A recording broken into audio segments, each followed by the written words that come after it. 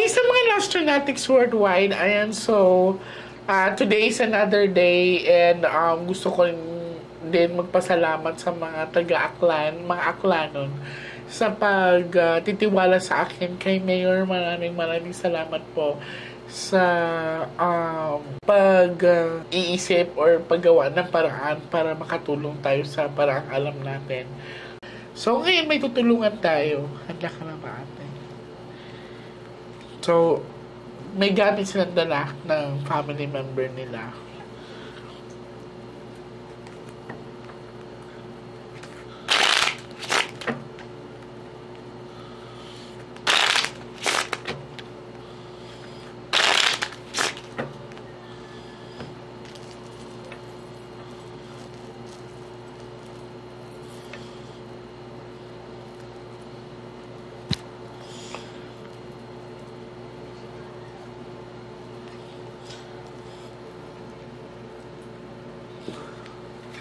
So now, ate, I want you to focus.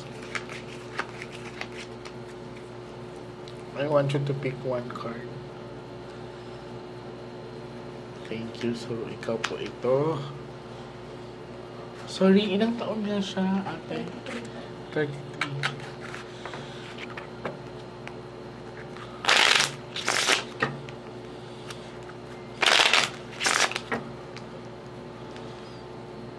Cut the cards into 3.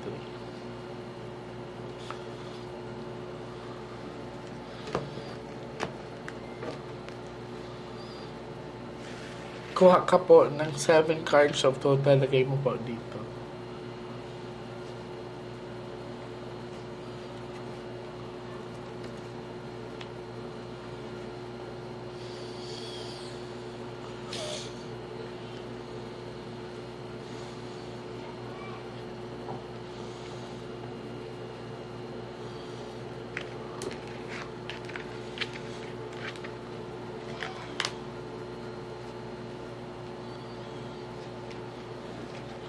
So, pag may king dito siya na yan. So, ikaw to, mother.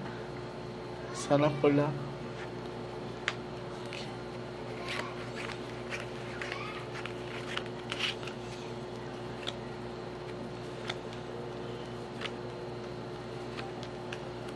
Sharp option. Okay. So, sa pinapakita sa akin, sa mga baraha, ay, 7 of Hook Heart. Kung mapapansin niyo po dito, 7 of Hook Heart, ate, ibig sabihin kasi, pag heart, naka-hook, ibig sabihin, hindi ibang tao kakilala. Okay? Sa pinapakita sa akin dito. And, eto, mother, so, maaring ikaw to ang pagluluksa or dito sa yung tears pa rin.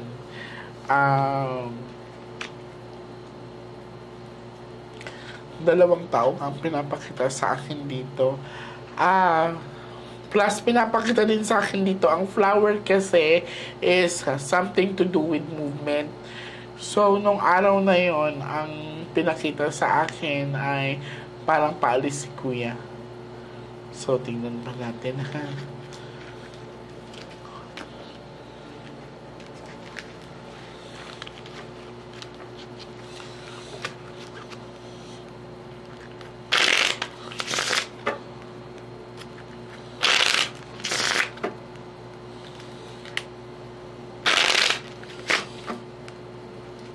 Cut the cards into 3.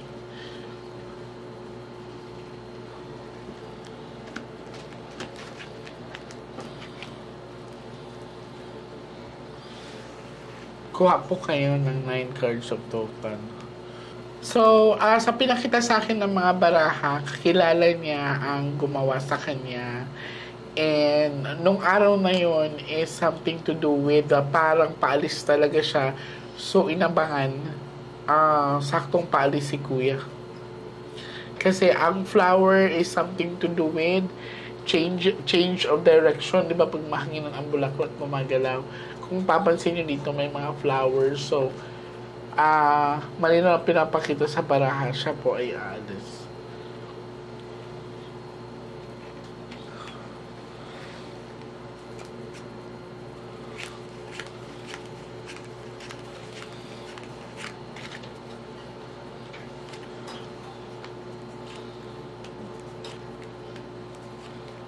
Ayan na siya. So, couple and couple. Kakilala mo din. Kasi this is couple and couple, no? Kung mapapansin mo, couple and couple to. And sa pinakita sa akin ng mga baraha, pera ang dahilan. So, malinaw na pinakita sa akin dito, nakaamoy ako ng pulbura. So, sa pinakita sa akin dito, si kuya ay binaril na malapitan.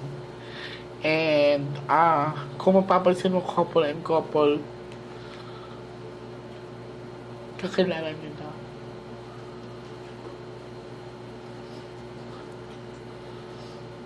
Tapos pera ang dahilan, maaaring ito ay may pagkakautang kay kuya or si kuya ay may hiram sa kanya. Pero sa pinakita ng baraha, yung ang bumaril sa kanya ang may pagkakautang sa kanya.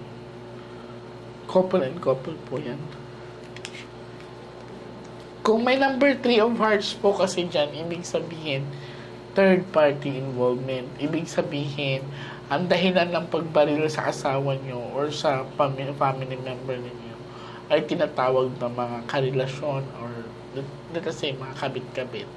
Pero mapapansin nyo po, pagka ganyan po, matakot po kayo. Kasi couple to, tapos may extra babae dito. So kung mapapansin nyo, couple to, yan, and then couple din to. So ibig sabihin, hindi involve ang relationship dito. Malinaw na pinapakita sa mga baraha. Pera ang dahilan. Okay. Liligaluhan ko po kayo ng 13 cards, tita, ha? Ang parte po ng katawan na naramdaman ko masakit sa akin is yung ito, dito sa bandang ulo ko at saka yung ito. Pero ito talaga ang medyo naging impact.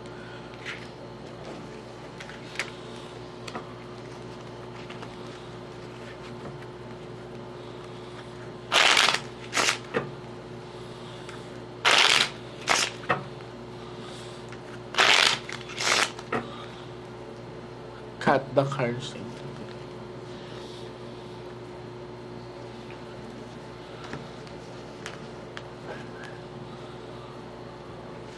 kuha ka ng 12 cards of total, lagay mo dito.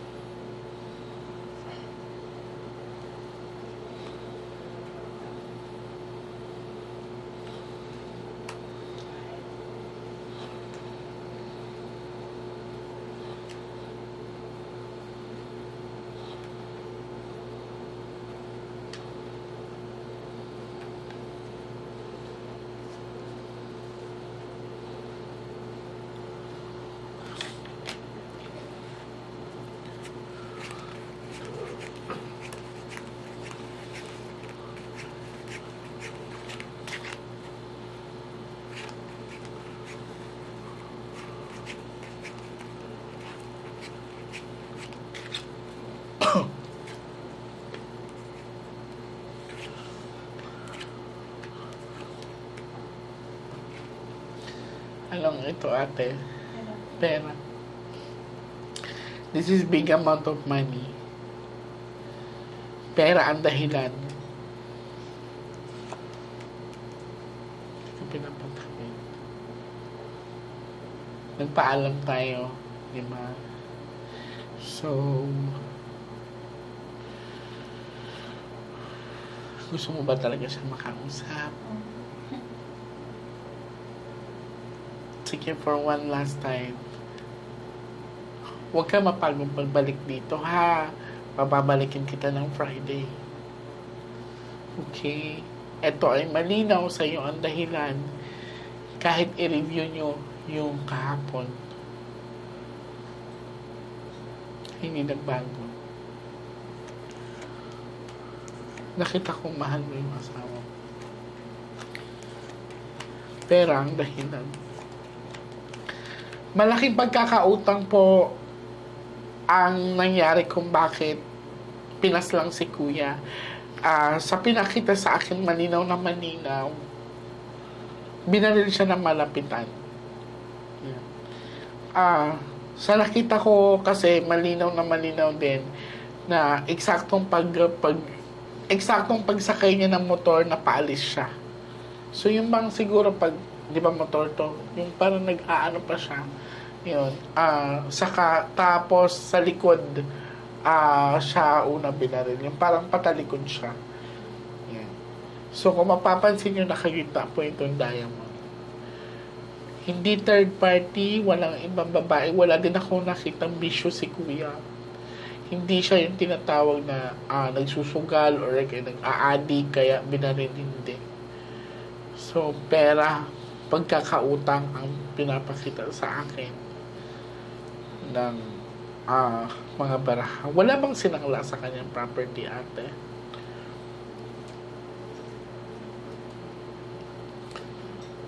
Wala siyang listahan ng mga umutang sa kanya.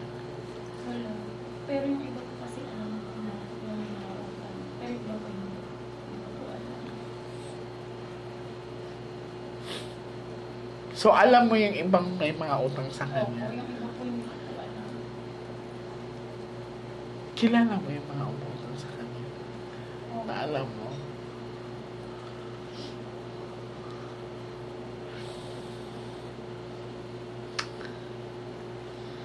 Sige, tingnan natin ang 13 cards, ha?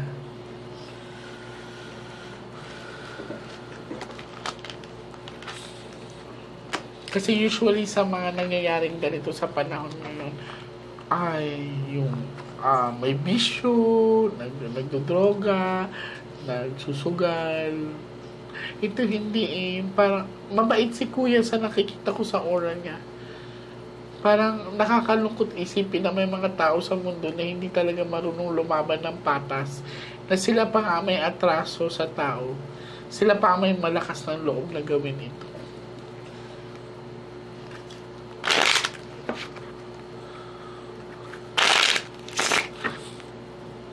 Cut the cards into 3.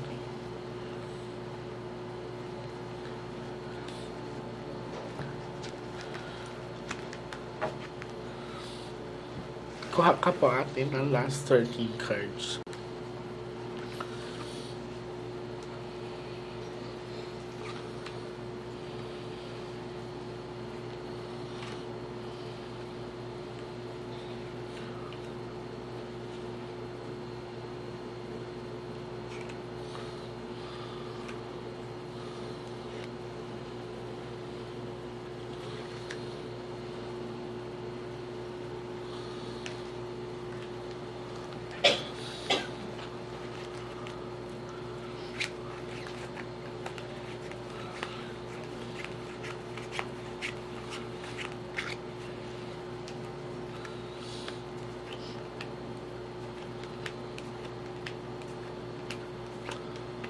Bata pa. O hindi matanda ang bumaril sa kanya, ate. Oh. Ayan o, kahit anong gawin natin, diba sabi ko sa inyo, bata pa yung bumaril sa kanya. Yung king andito, tapat-tapat pa sila. So, ibig sabihin, kilala niya si kuya, alam niya kung anong oras siguro aalis. Hindi ito yung tinatawag na professional gunman. Hindi. So, pinagplanuhan niya na mabuti ito. Tsaka nakakapagtaka kasi parang alam yung kilos ni kuya ng araw na yun. So, baka kasi ang nangyari dito, baka may pumunta mo na sa inyo na hindi nyo namalayan. May kinausap mo na si kuya sa phone. Kasi parang alam niya na aalis si kuya eh. Basta ito, malinaw po ha. We shuffle it together. This is 52 cards. Ang dinuturo ng baraha ay malaking pera na pagkakautang. Yeah. Hindi pa tayo tapos. Magkikita pa po kami sa Friday ha. So, ganun din. Agahan nyo pa rin ha. So, naintindihan ko naman kanina, pero, ayan. Basta punta rin. Balik po kayo. Nakikita ko kasi sa mga mata mo na mahal mo talaga ang asawa mo. Okay? So, maraming salamat po sa inyo sa pagtitiwala nyo sa akin. Mag-ingat lang po kayo, ha? Okay. Huwag kayong matakot kasi wala namang pinakita sa mga barahan na may susunod or something. Thank you po. Thank you po.